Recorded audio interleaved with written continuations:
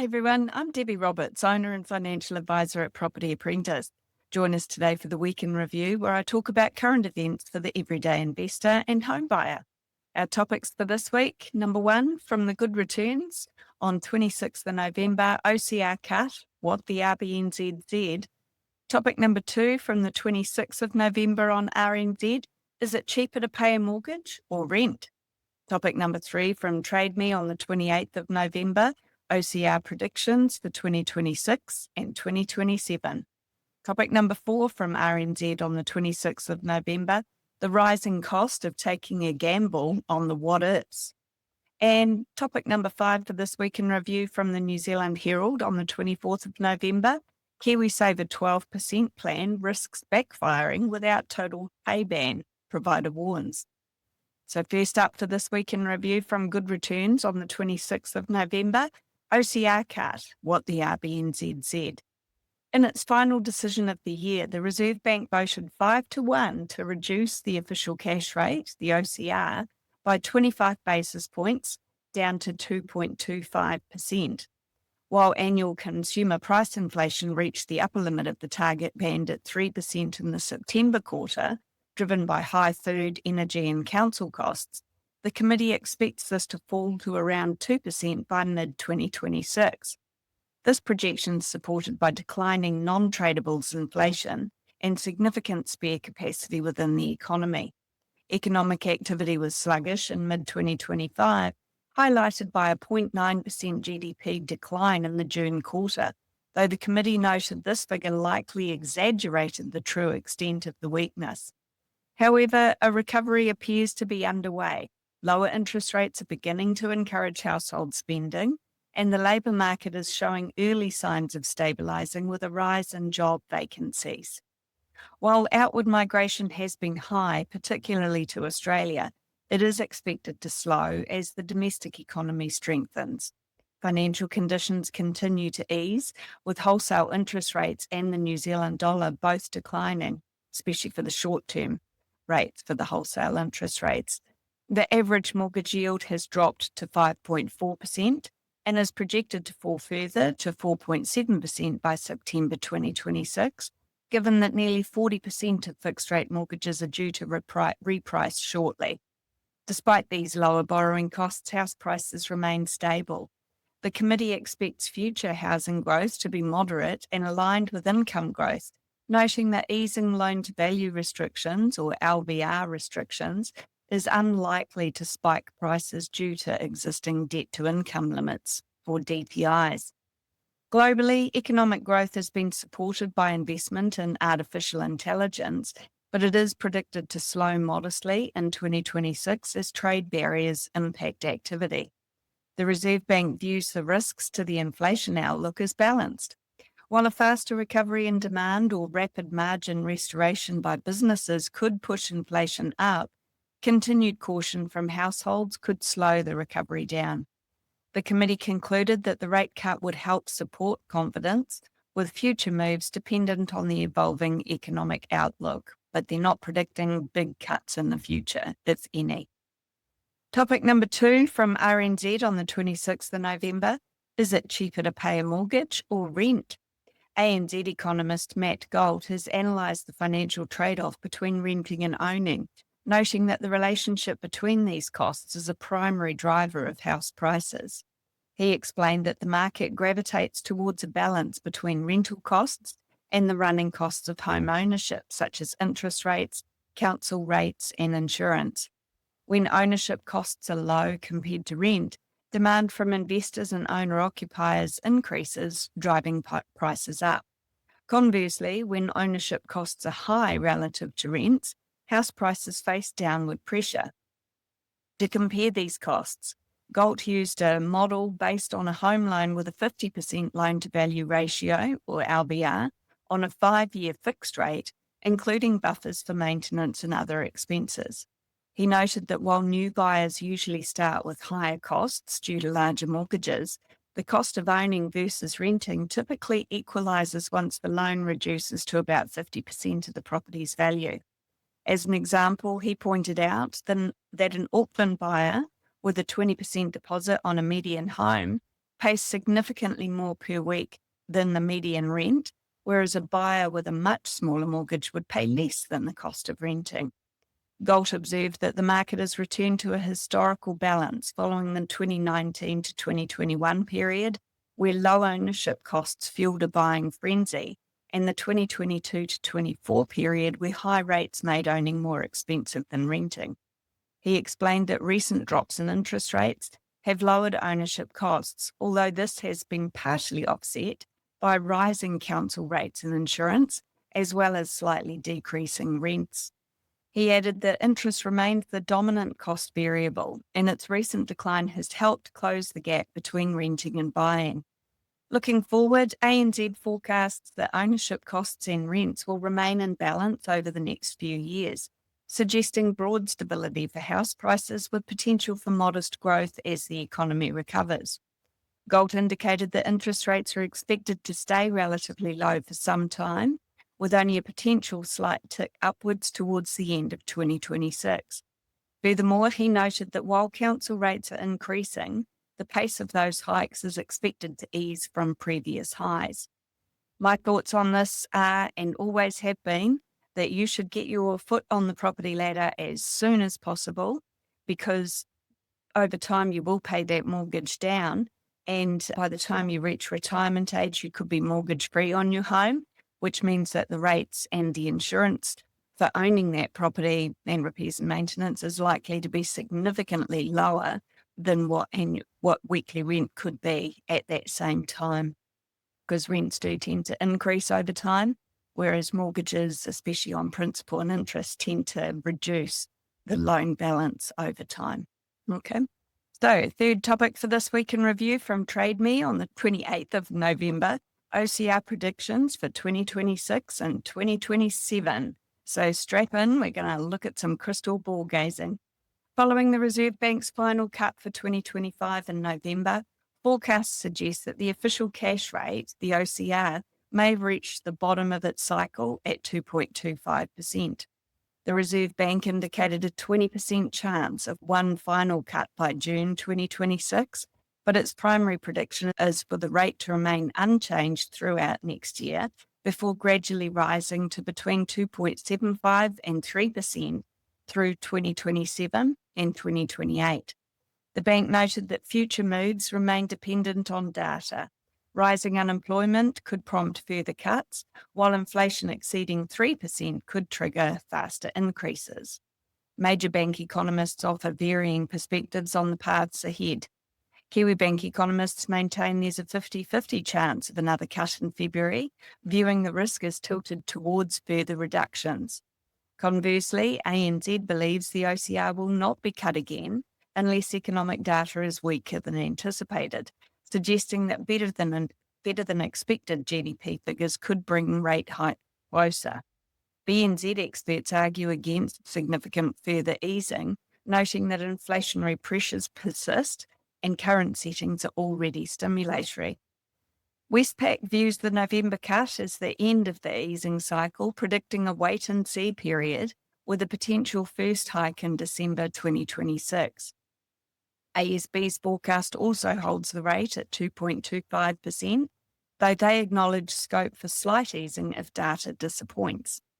With the consensus indicating that the OCR will stay flat in 2026 before rising in 2027, interest rates are likely near their lowest point.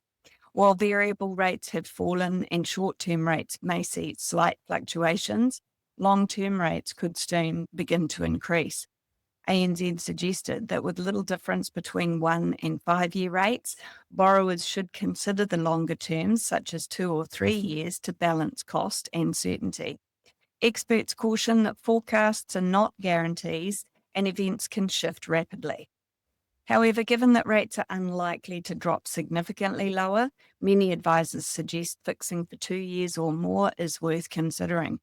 The general recommendation is to seek professional advice and consider splitting a mortgage across different terms, different expiry dates, to spread your risk according to individual financial comfort. My thoughts on this, and obviously this will depend on your individual financial position, But with the 5-year rates, many banks are offering below 5% interest rates at the moment, and that's extremely competitive and also historically low levels when we exclude the period during COVID when interest rates in the OCR was slashed. So my thoughts are that there's a good chance that the long-term interest rates have absolutely passed the bottom of this cycle. So it's worth looking at fixing for those 5-year rates. It locks some certainty in unless you're thinking of selling or anything like that in the near future. So talk to your mortgage advisor. If you'd like to learn more about investing in property, join me at one of our free events called How to Succeed with Property Investing. I'll discuss strategies for successful investing from my perspective as an experienced investor and a financial advisor. And all of our free events are available live and online. Go to propertyapprentice.co.nz for upcoming dates and register today. We don't sell property, so it's all about increasing your knowledge to reduce your risk. And if you've already been to one of our free events and you'd like to find out more about how we can help you to reach your financial goals, go ahead and book a no obligation phone call or meeting with my husband, Paul Roberts, via the website. That's propertyapprentice.co.nz. Topic number 4 from RNZ on the 26th of November, the rising cost of taking a gamble on the what-ifs. As insurance costs balloon to over $16 billion annually, more New Zealanders are taking financial risks by cutting coverage or resorting to self-insurance. Consumer New Zealand's head of investigations, Rebecca Stiles, reported that house insurance cancellations rose from 7% in 2022 to 17% last year due to affordability issues. Although extreme weather events have driven premiums up, Stiles warned that dropping this coverage remains a huge risk. Insurance Council figures show spending on insurance jumped from $6.9 billion in 2020 to $10.7 billion last year, with life and health insurance also seeing significant increases. Overall, insurance has experienced the largest price rise of any item in the Consumer Price Index since 2000. Health insurance is a particular concern, with premiums up nearly 20% year on year in September and more than 200% over 15 years. While Consumer New Zealand suggests 17% of people are dropping house insurance, the Insurance Council disputes this, citing their own figures of 4% to 6% and noting that roughly 95% of homeowners do retain coverage.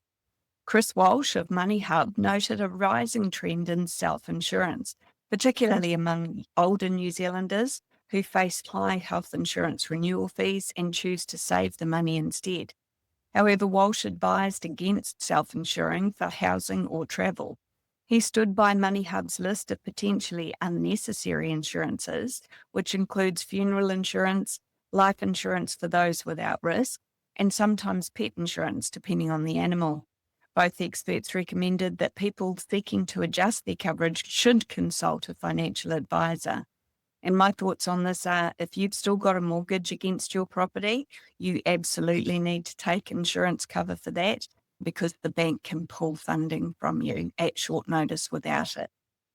Topic number 5 from New Zealand Herald on the 24th of November, KiwiSaver 12% plan risks backfiring without a total pay ban, provider warns. National's proposal to increase total KiwiSaver contribution rates to 12% in total has been welcomed as a positive step, but one provider warns of a significant flaw that must be addressed first. Prime Minister Christopher Luxon announced that if re-elected, his party would gradually raise contributions to match Australia's 12% rate by 2032, split evenly between employers and employees, so 6% each, in other words. This follows an existing plan to lift the default rate to 4% each by April 2028. Luxon stated that increasing retirement balances is crucial for New Zealand's economic independence, arguing that the country relies too heavily on offshore investment for infrastructure and growth. Simplicity Managing Director Sam Stubbs described the policy as a potential turning point for economic growth, suggesting that increased savings would fuel investment, with compulsory KiwiSaver being the next logical step. Kora KiwiSaver founder Rupert Kallion agreed that current rates are insufficient. He calculated that with a 12% contribution rate, and a 5.5% annual return, a 21-year-old could retire with $2.13 million compared to just $1.08 million under the current 3% system. Even conservative investors could see an additional $370,000 in savings. However, Carlian identified a major loophole. Employers utilising total remuneration packages could avoid the increase. Under these packages, which are used by about half of employers for some staff, the employer's contribution is deducted from the employee's total salary rather than being added on top of that. Carlian warned that as contribution rates rise, economically rational workers might prefer immediate cash over locking 12% of their salary away until 65, potentially discouraging KiwiSaver investment entirely. He fears employers might use the rate hike as an excuse to shift more contracts to total remuneration in order to avoid extra costs. Consequently, Carlian supports banning total remuneration packages, noting that while it would burden the private sector, it serves as a fiscally neutral way to incentivise retirement savings. My thoughts on this are, I agree. I think that as employees, we should be contributing to our we should be contributing to our employees' KiwiSaver, not making that an added cost to the employee. And if you're an employee, when you're getting pay increases, make sure that that takes the increased contribution rates into account, especially if you're part of that salary package where the KiwiSaver is taken out of your pay rather than contributed separately by your employer. The data is in. The Reserve Bank has cut the OCR to 2.25%, and most major economists agree that we're likely at the bottom, or at least near the bottom of the interest rate cycle, with forecasts predicting rates that could start climbing again in 2026 or 2027. The window to lock in borrowing costs is open right now, but it won't stay that way forever. Secure your financial future now while the conditions are just right. Join me at one of our free events called How to Succeed with Property Investing. I'll teach you everything that you need to know about the current market conditions, regardless of where you live, because all of these events are held online. So whether you're an experienced investor or just getting started, this free session will equip you with the key tools and insights to help you make more confident and informed decisions. Don't miss out. Register today. Take the next step towards achieving your financial success. And at the end of the session, I'll also tell you more about how we could help you as a client of Property Apprentice to achieve your investing goals without selling property to you. So if you're interested in finding out more about how we can help you, go to propertyapprentice.co.nz today and register for one of our. If you've already been to one of our events and you enjoyed it, please feel free to spread the word. And if you'd like to get to know more about how we can help you on your individual journey, book a no obligation phone call or meeting with my husband, Paul Roberts, through our website, propertyapprentice.co.nz. Thanks for listening. Hey there, want to stay on top of the latest property news and trends? Subscribe to the Property Apprentice podcast for weekly updates that will help you to navigate the market like a pro. We cover everything from insider tips to expert interviews, so you'll always be in the know. And don't forget to ring the bell and hit that subscribe button here on our YouTube channel for even more helpful content to boost your property journey. Check out the link in the description to subscribe to the podcast, and we'll see you in the next episode. Happy investing.